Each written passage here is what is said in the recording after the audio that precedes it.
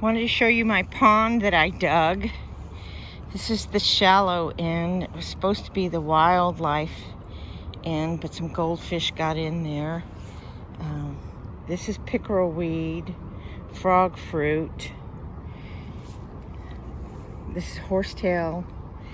There's some creeping Charlie down there and some Hotinia I just stuck in there that did pretty good. That is a yellow native lily for Texas. I'm in the North Texas area, central North Texas.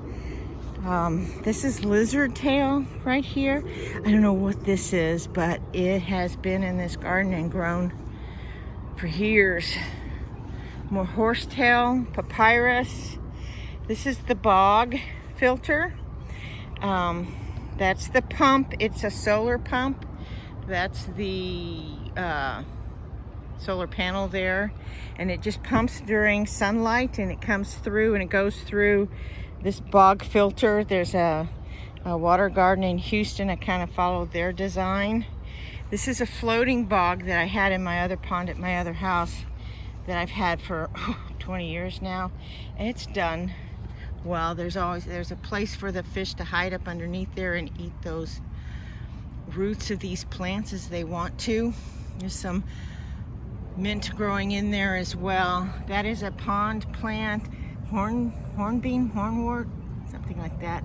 And I pull some of that out. See the tadpoles, and there's a snail on the filter. I do not gravel the bottom of my ponds. You can see my fish down there. I have one big white one that's about 10 years old. But I don't gravel the bottom of my filter. The books I've read said that that'll give you problems over the years, and it's really hard to clean out. I do kind of muck it out once a year or so.